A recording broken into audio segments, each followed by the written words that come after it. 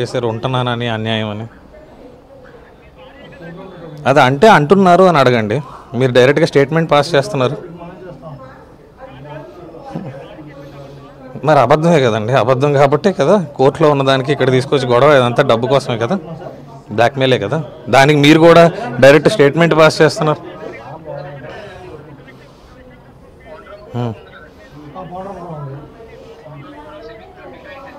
ఇది ఆఫీస్ అండి, ఇందులో మహిళలే కాదు మగవాళ్ళు కూడా ఉన్నారు. మీరు ఎలా పిక్చరైజ్ చేస్తే అలా పిక్చరైజ్ అవుతుంది. ఇది ఆఫీస్, ఇది ఇల్లు కాదు. ఓకే, ఇక్కడ ఏది ఇది హోటల్ రూమ్ కాదు, ఇది హోటల్ రూమ్ కాదు, ఇల్లు కాదు, ఏమీ కాదు. చీకటి కదా, చీకటి కదా ఏంటంటే మొత్తం లైట్లు వేసి ఉన్నాయి. అదే లైట్స్ ఉన్నాయండి. అది ఆఫీస్ రూమ్ అండి, లైటింగ్ ఉంది. అది ఆఫీస్ రూము, టేబుల్ ఉంది, అన్నీ ఉన్నాయి. అక్కడ సిస్టమ్స్ ఉన్నాయి, టేబుల్స్ ఉన్నాయి, అన్నీ ఉన్నాయి.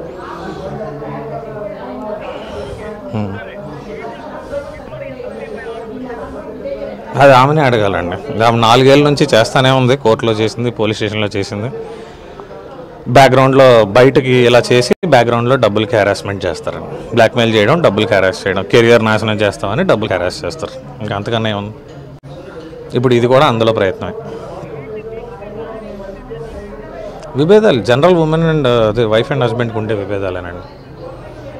కాకపోతే ఆ విభేదాలు వచ్చి ఆల్రెడీ 5 ఏళ్ళ లవ్ మ్యారేజేనండి. విభేదాలు వచ్చినాయి 5 ఏళ్ళ క్రితం, 6 ఏళ్ళ క్రితమే వచ్చినాయి. 4 ఏళ్ళ నుంచి అసలు కలిసి లేవు, ఒక ఇంట్లో లేవు 4 ఇయర్స్ నుంచి. ఈ 4 ఇయర్స్లో జరగలేదు. ఈరోజు ఆల్ ఆఫ్ సడన్గా ఆమె వదిలేసిందండి. ఆమె వదిలేసే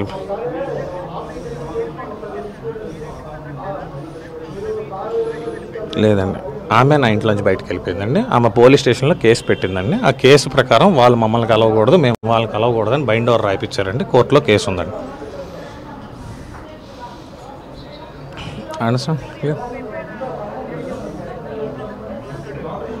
ఏదైనా చేయొచ్చండి, తప్పు చేసేటికి. ఇప్పుడు ఫేక్ చేసేవాళ్ళు ఏమైనా చేయొచ్చు. ఇప్పుడు రెచ్చగొడితేనే కదా, నేను తప్పు చేస్తేనే కదా కార్నర్ అవుతాను. రెచ్చగొట్టే ప్రయత్నం అది. ఇప్పుడు ఇంతమందిని తీసుకొని వచ్చి సడన్గా ఇంట్లో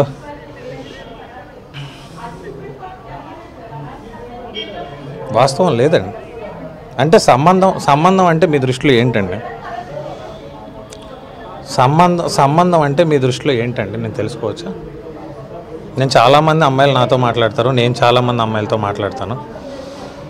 మీ ఇప్పుడు ప్రతిదీ ఈ సమాజంలో అమ్మాయితో మాట్లాడడమే తప్పు, అమ్మాయిలతో ఉద్యోగం చేయడమే తప్పు, అమ్మాయిలతో పని చేయడమే తప్పు, అమ్మాయి ఉన్న పక్కింట్లో ఉండడమే తప్పు, అమ్మాయి రోడ్డు మీద వెళ్తే చూడడమే తప్పు అని అనుకునే మహిళలకు మనం ఏం చెప్పలేమన్నా. అది ప్యూర్ హెరాస్మెంట్.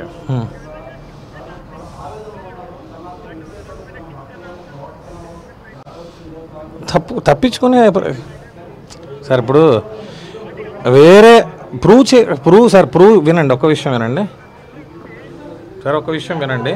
ప్రూవ్ చేయకపోవడం కాదండి. ఇది ఆఫీసు, ఈ ఆఫీస్కి సీసీటీవీ ఫుటేజ్ ఉంది. ఎప్పుడు ఎవరు వచ్చారు అనేది నా ఆఫీస్లో క్లియర్గా ఉంది. బట్ నేను పోలీస్ స్టేషన్కి కూడా ఫుటేజ్ పట్టుకునే వెళ్తాను.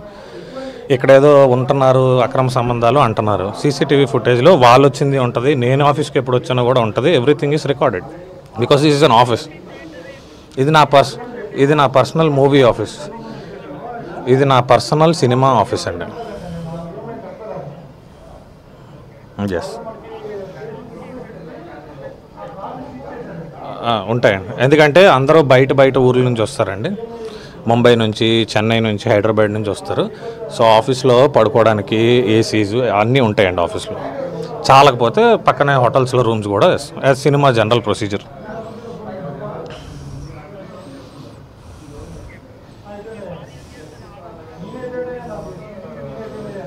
ఏం చేయట్లేదండి, మేము న్యాయ పోరాటమే చేస్తాం. పోలీస్ స్టేషన్కి వెళ్తాం. మాపై ఇలా దాడి చేశారు కాబట్టి మేము దానికి యాక్షన్ తీసుకుంటాం డెఫినెట్గా.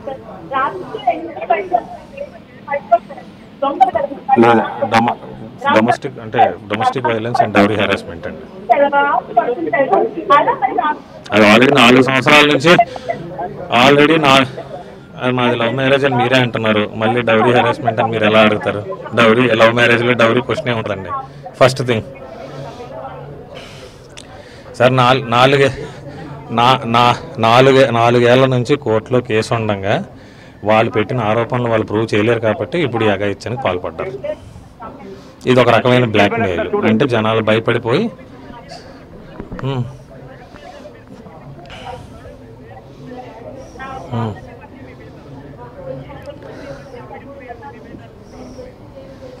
ఒకటని లేదండి, చాలా ఉన్నాయి. ఆమె ఎప్పుడు వాళ్ళ ఇంట్లోనే ఉంటుంది అంటారు, మా పేరెంట్స్ దగ్గరికి రానంటారు, నా ఇంటికి రానంటారు, ఎప్పుడు అక్కడే ఉంటానంటారు, రమ్మని అడిగితే గొడవ పెట్టుకుంటారు.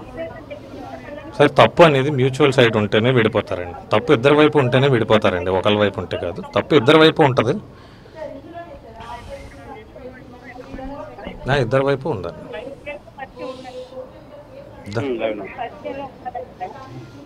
నా వైపు ఉన్న తప్పు నాకు పేరెంట్స్ లేరండి ఆమెను కూర్చోబెట్టి చెప్పడానికి.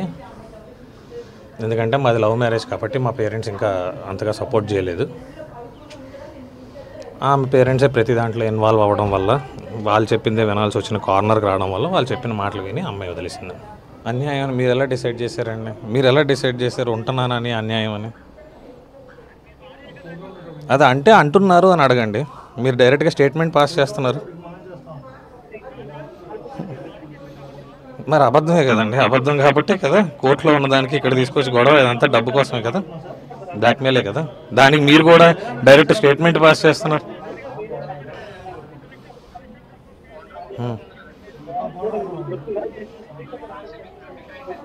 ఇది ఆఫీస్ అండి, ఇందులో మహిళలే కాదు మగవాళ్ళు కూడా ఉన్నారు. మీరు ఎలా పిక్చరైజ్ చేస్తే అలా పిక్చరైజ్ అవుతుంది. ఇది ఆఫీస్, ఇది ఇల్లు కాదు. ఓకే, ఇక్కడ ఏది